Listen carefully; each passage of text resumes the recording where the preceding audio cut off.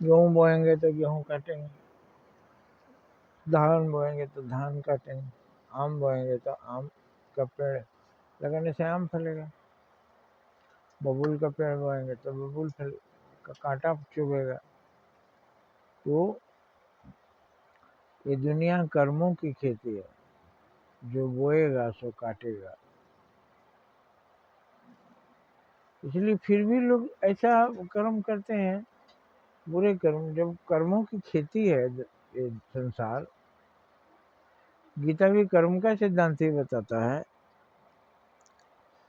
तो हम बुरे कर्म करके अच्छा फल चाहते हैं। देखते हैं कि जो चोरी किया वो बहुत मौत से रह रहा है, लेकिन ये नहीं पता है कि उसका परिणाम क्या होगा। एक दिन वो पकड़ा जाएगा तब क्या होगा। आप कहेंगे कहाँ पकड़ा जाता है, तो जब तक नहीं पकड़ा जाता है तो वो सपनों में पकड़ा जाता है। बुरे लोगों के रात में बुरे बुरे सपने आते हैं, अचानक जाग के उड़ जाता है, पकड़ा जाता है, दुर्गति होती है। उसके बाद एक दिन सचमुच पकड़ा जाता है, तो पहले कल्पना में मरता रहता है, फिर सचमुच पकड़ा जाता है, फिर दुर्दशा होती है। तो दुनिया क्या है? कर्मों की खेती। अच्छे कर्म करो, अच्छे फल खाओ, आराम से रहो। तो दुनिया में बुरे लोगों को कौन समझाए? बुरे लोगों को ही काफिर कहा गया, बुरे लोगों को ही नास्तिक कहा गया। नास्तिक को मूर्ख कहा जाता है, जिसको अच्छे कर्मों पर विश्वास नहीं है। हमको हमारे साथ कोई बुरा व्यवहार करे तो हम उस पर खुश होते हैं कि नाराज होते हैं? तो हम दुनिया के साथ बुरा व्यवहार करेंगे तो लोग हमारे ऊपर नाराज ही होंगे, और नाराज होंगे तो जो जिसको करना है करेगा, जो जितना कर सकता है।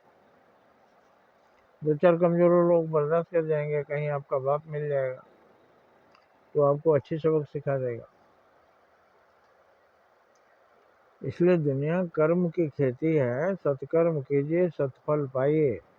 दुष्कर्म कीजिएंगे, दुष्फल मिलेगा। तो आप अपने आप को क्यों दुष्फल के काबिल कर रहे हैं? अपने आप को सजा का पात्र क्यों बना रहे हैं?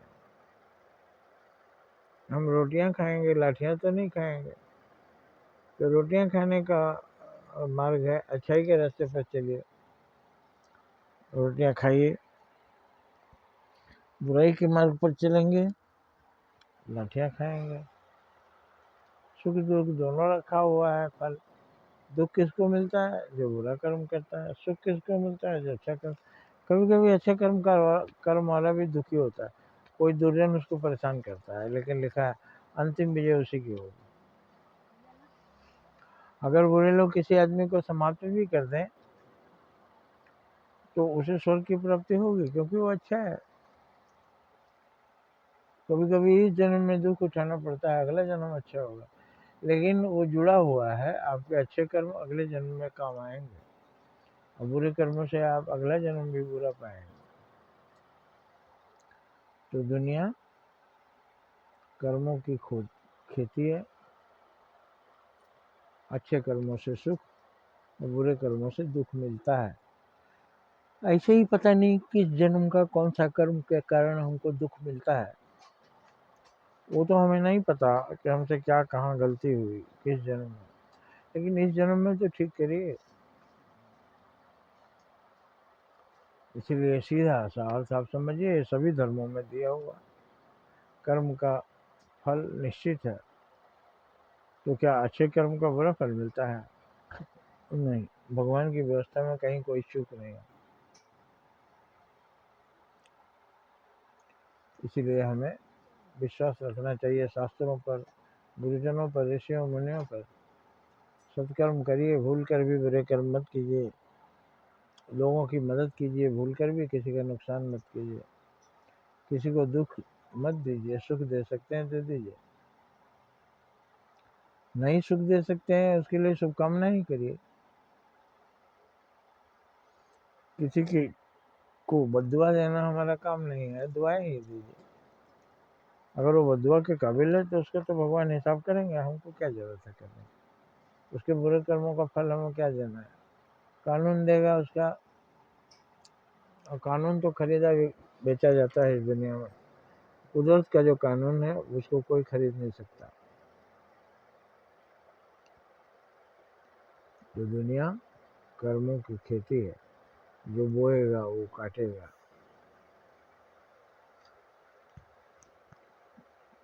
जो बोएगा वो भोगेगा।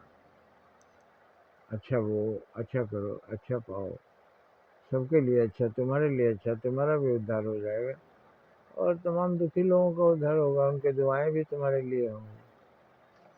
जब लोगों का भला करेंगे तो वो कुछ देगा, जो होगा वो आपका मित्र हो जाएगा, और नहीं होगा तो दुआएं तो देगा। किसी की दुआ हम लें, बददुआ ना लें। दुआएं और बददुआओं में बहुत असर होता है, मंत्र की तरह, उसका भरोसा रखना चाहिए। इन सब चीज़ों पर संदेह मत कीजिए। जय हिंद, जय भारत।